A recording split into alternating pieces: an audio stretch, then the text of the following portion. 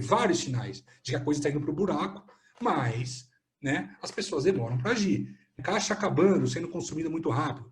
Contas a pagar aumentando mais rápido do que contas a receber, né? Dificuldade de fechar o caixa, venda e declínio nos últimos meses, declínio de margem, balanço patrimonial desajustado, perda de cliente. É muita coisa.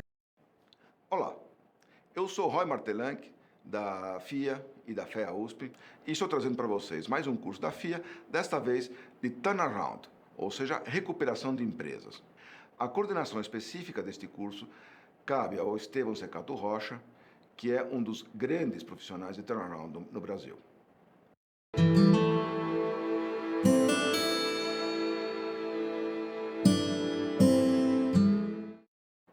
Aqui trazemos alguns trechos do curso que foi feito que dão uma visão geral de turnaround, sem todos aqueles detalhes que tem lá dentro do curso e que podem ajudar empresas nos seus esforços de recuperação. Nesse primeiro bloco, vamos ver alguns trechos de aulas referentes ao processo de turnaround. Não existe receita no tipo one size fits all, que você consiga pegar e jogar para todos os casos e usar como uma formatação padrão para todos os casos. Identificar os problemas dessa crise o quanto cedo possível, assumir, entender as causas, as opções que a gente tem, a linha de ação que a gente tem que tomar e tomar alguma ação. Um dos erros fatais é o que eu chamo de decisão Faria Lima, que é tomar a decisão baseado nos business cases sem entender a realidade do negócio. O cara está sentado aqui em 50 mil reais o metro quadrado e não tá indo lá para o interior entender como é que a planta funciona. Ele está fazendo os business cases macros sem entender que o carinha lá da fábrica está desmotivado e não vai ter aquela produtividade.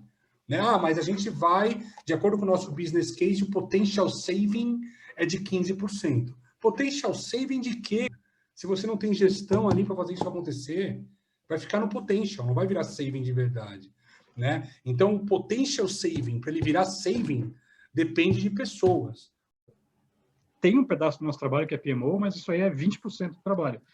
80% do trabalho é incentivar a ação. Eu, como CTO, eu sou um resolvedor de problema. Se o problema é dinheiro, eu falo o seguinte, qual é o problema? Você não tem recurso? Quanto você precisa? Você não tinha planejado isso no valor da iniciativa? Não tinha. Isso é inesperado. Então, peraí, vai reduzir o valor da iniciativa, mas continua valendo? Então, peraí, a gente precisa de dinheiro, ou a gente precisa de expertise, ou a gente precisa de... Mas, assim, não importa o que é o problema, o meu papel é resolver, é tirar aquele obstáculo da frente da iniciativa. Milagre não dá. Não existe solução heterodoxa. Contato político não dá.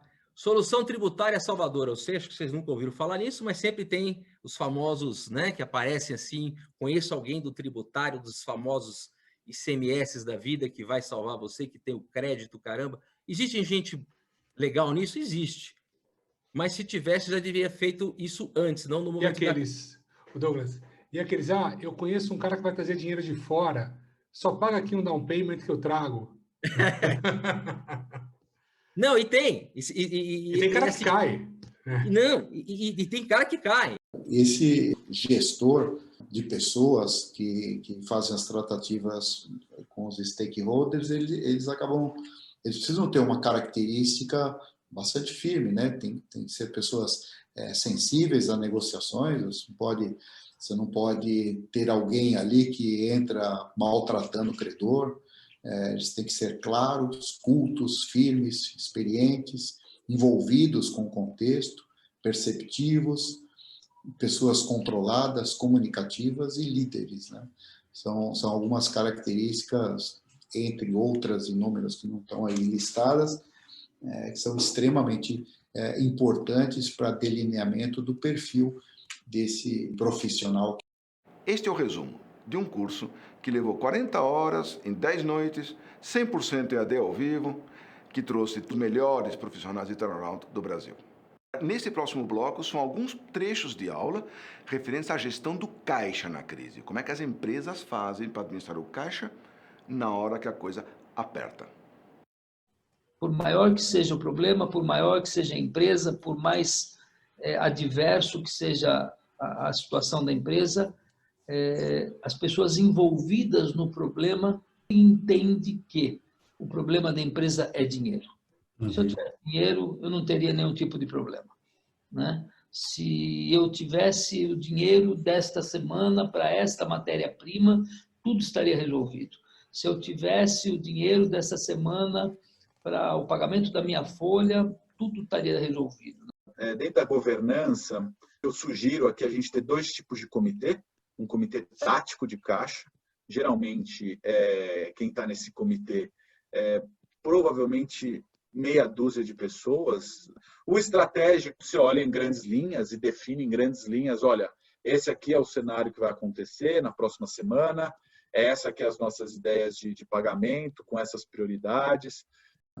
Precisamos ter equilíbrio e franqueza a respeito dos fatos, né? Não adianta a gente ficar iludindo, levando situações que realmente não aconteceram ou expectativas. Dentro de uma companhia que passa por um momento de crise, todo mundo tem seus contas a receber e, eventualmente, tem contas a receber material que está atrasado, que está tendo dificuldade, ou até que sabe que vai ter dificuldade no futuro de receber. Isso tudo se engloba e está dentro do mercado de NPL. Opções, elas podem ter implicações contábeis e fiscais diferentes. Estou com um problema de caixa, preciso gerar caixa de alguma forma, ou pelo menos parar de sangrar o meu caixa. O que eu faço? Paro de pagar tributo de uma vez? Sabidamente, as autoridades fiscais elas têm um pouco de lentidão. Entre tributos federais e estaduais aqui em São Paulo, eu diria até municipais, para a gente ter uma situação de estresse máximo, de potencial constrição de patrimônio de uma empresa, ou seja, penhora, principalmente o maior medo de todo mundo, penhora online, existe um lapso de tempo razoável que, em média, deve demorar entre 1 ano, 1 ano e meio para isso acontecer. Montei minha estratégia, projetei isso ao longo do tempo, vi a capacidade de gerar a caixa e descobri que a minha dívida, que é o que vai acontecer em 99% dos casos, que a minha dívida ainda não cabe dentro da minha capacidade de geração de caixa. Ok, então vamos desenhar agora como é que essa dívida cabe dentro da geração de caixa. E vamos montar uma estratégia para negociar com cada um dos teus credores, sejam esses credores financeiros, sejam credores operacionais. Então, voltamos para a história do fornecedor aqui. Dentro das classes de stakeholders que nós citamos, existe uma que é muito mais complexa, né? Que são as classes de bancos, né? Os bancos vivem o dia inteiro, a vida inteira, trabalhando com negociações.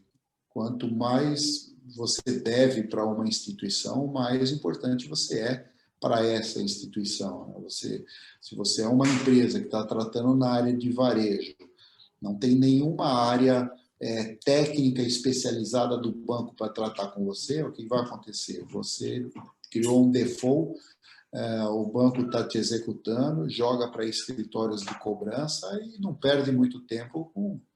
A diretoria do banco não vai perder tempo com você por conta desse tipo de coisa. Aí acaba fazendo uma diferença extremamente grande quando a empresa está com uma consultoria que tem esses acessos às instituições, então você não vai ficar perdendo tempo com a agência do banco, já escala direto para a diretoria, leva lá o problema.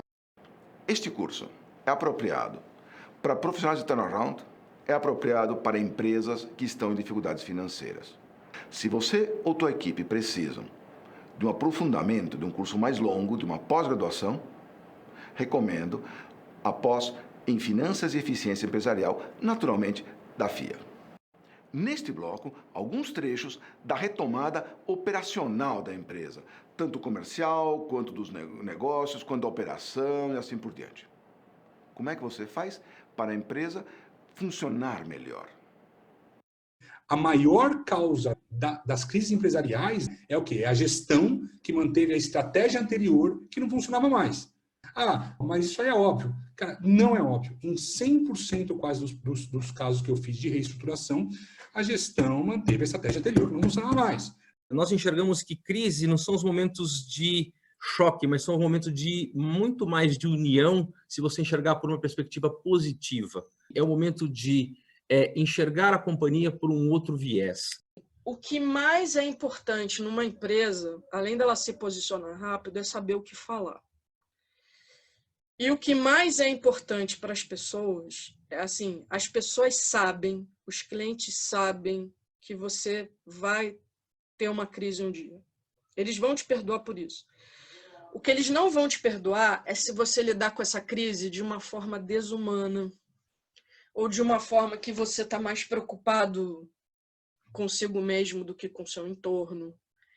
Olha, quando você não fala, você permite que terceiros falem por você. Então é importante você tomar conta da narrativa.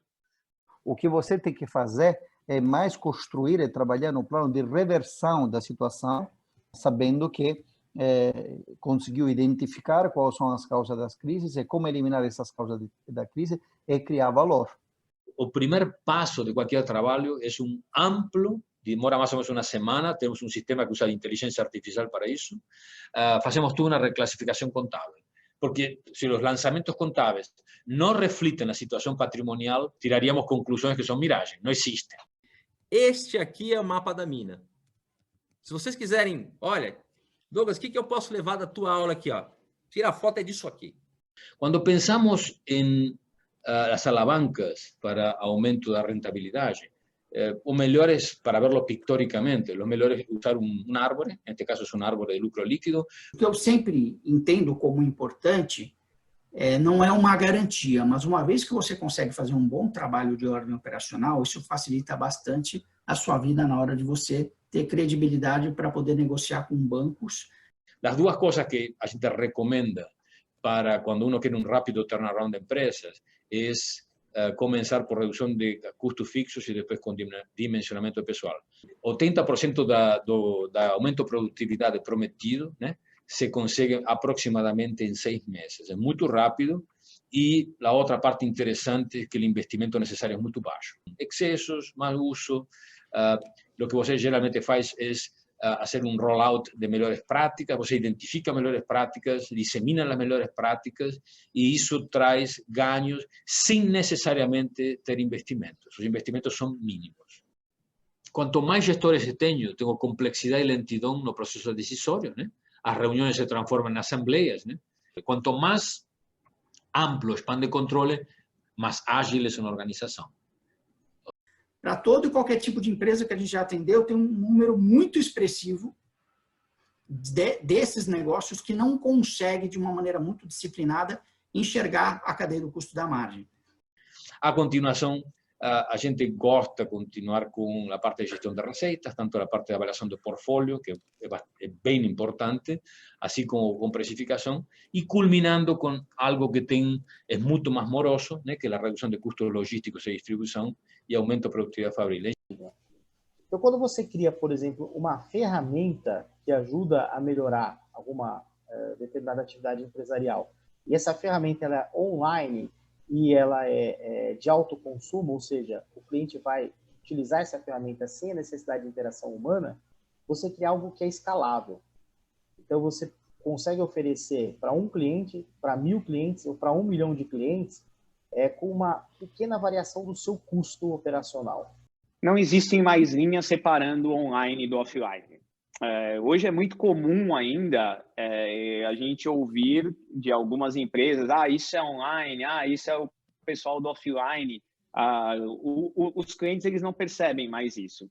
Diria assim, nos últimos 7 anos tem havido uma revolução em lo que tem de ferramentas informáticas para poder fazer toda essa parte analítica. No passado era um trabalho intensivíssimo em Excel, etc. Hoje tem ferramentas orientadas para quase todas estas categorias. O que uma empresa tipicamente coloca no seu orçamento para o ano seguinte é melhorar 3%, 4%. O que eu chamo de transformação aqui é você melhorar isso 50%. Que depois que a crise passar, é importante você sempre ter uma cultura de caixa sustentável e uma cultura de caixa que permeie todas as áreas da empresa, né? Antes de se buscar uma captação de recurso, antes de se buscar qualquer tipo de de dinheiro emergencial, é muito mais importante que se canalize energia para a operação. Entender qual é o resultado da operação, entender qual é a finalidade efetiva da captação desse recurso. É óbvio, nós entendemos que por conta de uma geração negativa, às vezes a operação ela trava, ela fecha, você precisa mesmo de um oxigênio, precisa de uma tomada de recurso para a reversão dessa parada.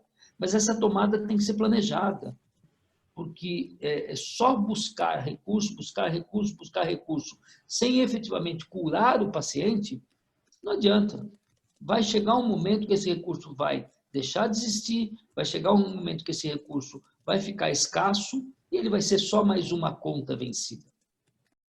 Neste outro bloco, alguns trechos do curso de recuperação judicial e de recuperação extrajudicial, isto é, se vier realmente a ser necessário. Para muitos empresários é um palavrão, é um xingamento. Eu não vou entrar em recuperação judicial, eu não vou falir. Recuperação judicial é um processo de reestruturação no qual vamos ter todas as regras aplicáveis a um turnaround empresarial, porém seguindo premissas legais. Tem um devedor que deve, não consegue pagar todo mundo e pediu arrego, pediu ali um tempinho, a verdade é essa. Quem tem o poder na mão, mas não se vale na prática desse poder, são os credores. Os fornecedores são mais suscetíveis a aprovar um plano de recuperação judicial. Por quê? Eles querem continuar fornecendo. Se a empresa quebrar, eles vão deixar de fornecer e deixar de recuperar o seu crédito. O primeiro ponto da reestruturação de uma companhia é tentar, de repente, o alongamento da dívida per si. O segundo ponto entra na parte de se desfazer de algo, né? Que é uma coisa mais difícil. Então, vem, né, as alternativas. A venda de ativos não core, que permite que a companhia levante capital sem afetar o seu negócio principal, possibilita se concentrar no seu core business. Sempre comece com uma recuperação extrajudicial ou planeje muito bem a recuperação judicial. E muitas vezes as pessoas ficam com aquela ilusão, não, vamos supor, eu quero 100 milhões, 100 milhões, 100 milhões, 100 milhões, ah, não, eu não vou aceitar ter uma oferta de 85 na mesa, não vou aceitar, não vou aceitar. Só que às vezes ela esquece que o custo da dívida dela aumenta dia a dia. E às vezes aqueles 15 milhões, ela vai perder aquilo em juros que acumula muito mais rápido do que se ela aceitasse aquele deságio ali que o cara está fazendo na hora.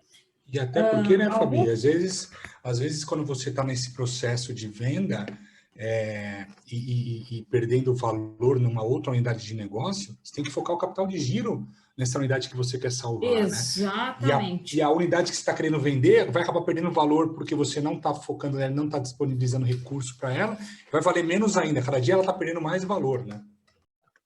O distress de M&A não tem, podemos dizer, me permitam de dizer, depois de muitos anos de experiência, não tem nada a ver com o M&A puro. Entra com a cabeça de um M&A puro, o advisor, preparando um infomemo, preparando uma sala de informação, um data room super completa, etc. Pode ser que não vai encontrar mais o que vender. É muito engraçado, né? Quando você pega o sell side, você sempre tem a curva assim, receita caindo, caindo, caindo. No ano da venda, a receita começa a subir, subir, subir, subir, subir. É sempre assim. O que é o Stocking Horse? É um investidor âncora, onde ele tem um interesse em comprar sua companhia ou seu ativo. E quando ele entra aqui, tá, ele já te coloca uma proposta vinculante. Então, essa proposta vai ser uma proposta balizadora. E você e os seus credores e todos os stakeholders envolvidos no processo já vão com a certeza que aquele ativo já vai ser vendido. E que já tem aquele preço mínimo que resolve a situação. Outra coisa, na diligência dessas empresas em distress, a gente entra muito nas causas da crise e já desenvolve um plano de recuperação durante a diligência. Se você conhece alguma pessoa que precisa desse tipo de ajuda, mande-lhe este vídeo. E neste bloco, a discussão do papel da liderança da empresa e da equipe que a empresa tem em um processo de turnaround. está acontecendo é mais ou menos um descasamento entre o estágio e a negociação. O cara só está procurando, o empresário só está procurando um acordo com carência quando ele está no estágio agudo, ou seja, é como se você descesse um degrau ali, no estágio precoce não se faz nada, no estágio intermediário o empresário busca a negociação do primeiro estágio e no estágio agudo ele busca a negociação do segundo estágio, estágio intermediário. Isso é o atraso, né, que o empresário tem de percepção da gravidade da sua crise e que leva a empresa a sempre buscar uma solução que já está ultrapassada do ponto de vista de resolução do seu problema. O sócio ele é interessante, porque em algumas situações ele é a pessoa mais interessada nesse assunto, mas também é a pessoa que mais entra em pânico, né?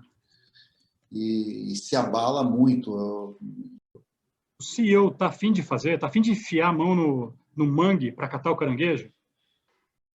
Quanta energia nessa persistência eu tenho como líder que colocar para que as pessoas que movem essa companhia, os principais líderes ao meu lado, irradiem de dentro para fora todos os dias em busca de resultados.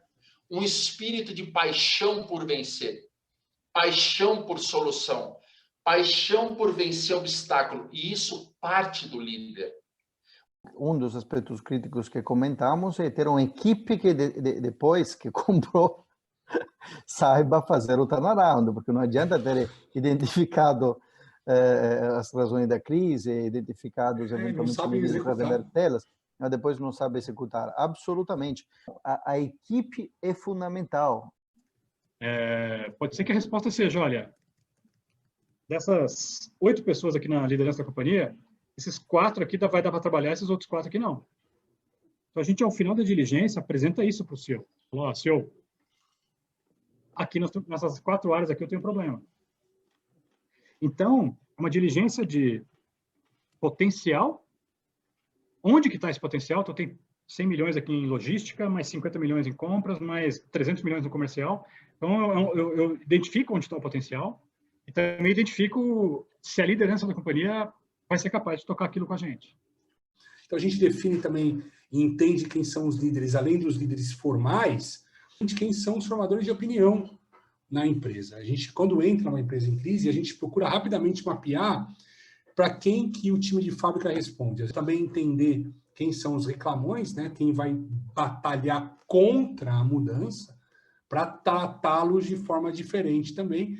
E aí, tentar expurgar os causadores de problemas, os caras que vão jogar contra a mudança. Você fala assim, olha, eu tenho um gestor numa empresa que eu estou fazendo o turnaround, que ele é um cara chave para mim para fazer a mudança, mas eu preciso que esse cara tope a virar de ponta cabeça a empresa. Ele precisa estar tolerante ao risco, precisa participar da mudança. E ele tem um perfil igual eu falei para vocês, ele vai sofrer muito com aquilo lá. Aguenta por um tempo, daqui a pouco fica doente e vai embora. Então é muito importante a gente saber isso para montar a equipe. Então, com isso, eu consigo ter uma boa descrição do meu profissional na minha equipe de turnaround ou entender muito bem uma equipe de líderes de um cliente onde eu estou fazendo um turnaround. O que essa ferramenta mede? O quanto o cara aprende rápido. Num processo de turnaround, se o cara for depender de, sabe, estabilizar muito o processo, do ponto de vista de entender muito, estudar muito, não dá tempo, né? Em geral, a gente precisa ter um resultado muito rápido. Nossas intervenções são muito mais de induzir as pessoas a trabalhar melhor e demonstrar para eles que é possível. Existem pessoas dentro da organização e, às vezes, em layers abaixo da primeira linha que conhecem a organização, que vocês têm que escutar, que conhecem alguns caminhos melhores que o primeiro. E a gente encontra e garimpa e traz esses caras. Esses caras, às vezes, têm algumas soluções. Identificar que essas pessoas que querem fazer alguma coisa para que essa organização, durante este período, no turnaround e esses momentos que eu te falei, e digam assim, olha, livre-se do pessoal que não fala assim, que não dá. No momento zero, tá? O cara fala assim, ó, não dá para fazer, já tentei, livra-se desse pessoal. Raras as transformações que tem balas de prata, né? Que tem assim, olha, 5 grandes iniciativas que vão fazer o resultado todo. Em geral, esse negócio é muito fragmentado. Então, não adianta que a mentalidade de dono seja só entre os diretores, né? tem que estar na galera. A galera tem que pensar, peraí, isso aqui está errado, isso aqui daria uma boa iniciativa lá no programa de transformação. 80% das iniciativas, das ideias que vão acabar gerando valor, vem da companhia, vem da galera. A gente pega esse conjunto enorme de iniciativas, pega aquelas que parecem fazer sentido, a gente atribui para cada uma delas um dono, vai ter uma dona ou um dono que vai pegar aquela iniciativazinha e levar até a implementação. Criar nas pessoas um senso de empowerment, um senso de pertencimento. E vamos ao caso da Sulab, apresentado pela Lisandra Alves, que é a proprietária. É um caso de integração de 3 empresas, sendo que uma é turnaround em época de Covid. Em outubro, a gente teve a oportunidade de adquirir uma empresa que fazia todo o Centro-Oeste, mas era um turnaround. Fazer um deal de turnaround é muito diferente de fazer um deal normal. É mais fácil, mas você deveria gastar mais tempo. Porque tem muito mais fantasma no armário, que é difícil de descobrir, né? E é um deal atrativo, normalmente, porque parece barato.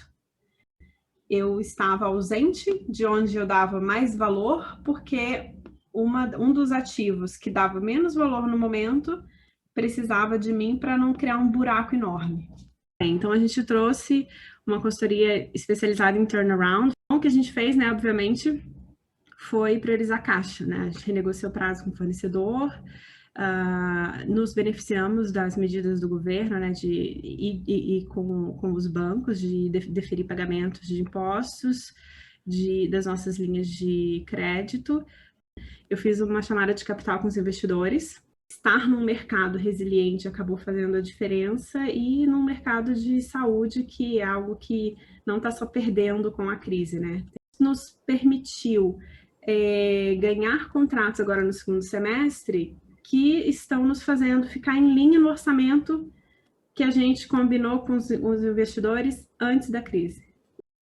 Também temos o caso da Mipal, apresentado pelo Cláudio Palma, que é o proprietário, que é um caso de saída de uma recuperação judicial. Nós vimos um crescimento de 12%, projetado para um crescimento maior ainda do que estava projetado no plano estratégico. E isso em julho. Em agosto, queda de carteira de 60%. Você quer saber? Eu chegava na janela, eu tenho uma janela numa sala de reunião, né, que eu vejo a planta inteira. Né? Estevão, você não sabe que você abrir aquela janela, olhar pela janela, ver 300 pessoas paradas e sem movimentação de material. Me fala, o que eu vou fazer? Né? E todos eles olhando, falar, o que você vai fazer? E para isso tem que ter pessoas, experts, capazes de fazer. E realmente a empresa que nós contratamos, ela foi tremendamente capaz. Bom, então, o que foi feito nesse momento? Foi uma leitura real da empresa, tá? Então, dentro das possibilidades daquele momento, né, o que se indicou era uma recuperação judicial. Assim, pelo histórico da empresa e pela capacidade técnica dela, nós começamos a retomar. Nós tivemos um crescimento de 27,2% e 2020, 7,3% em cima do 27,2%.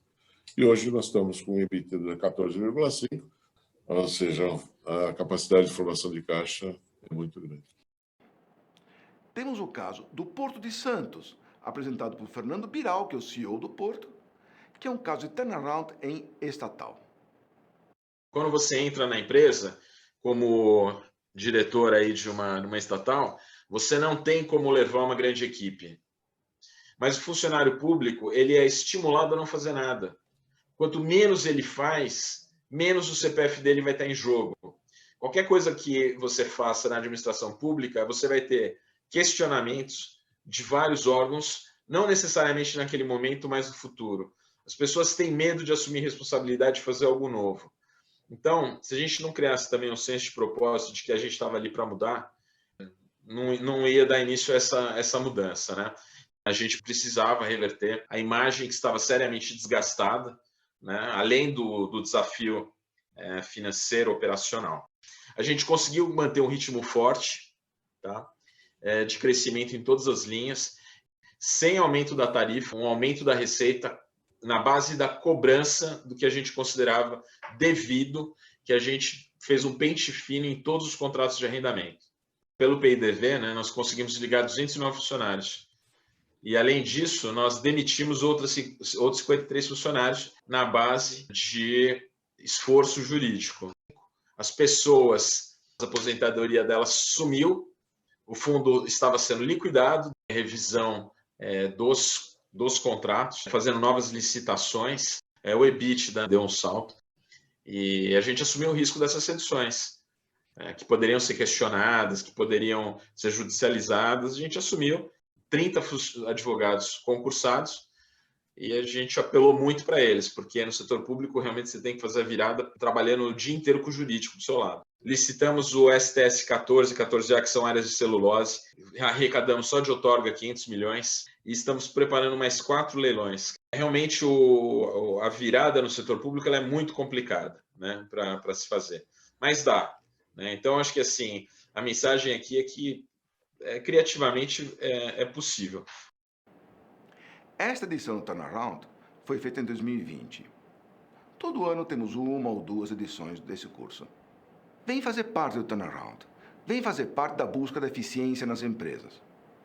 Vem fazer parte da FIA.